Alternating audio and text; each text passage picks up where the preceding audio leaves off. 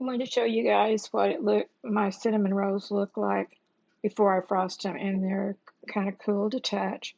They're a little warm still, but I want that so that the frosting will kind of melt over the top of it. So I'm going to move the bread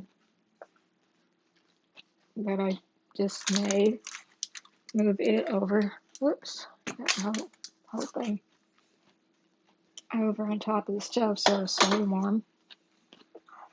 And take the cinnamon rolls and get my frosting out here,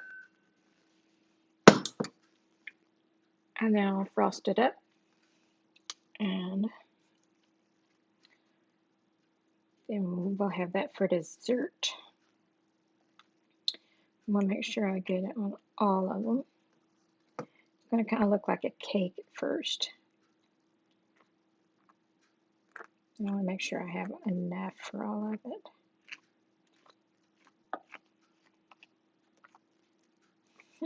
I'm a messy cook.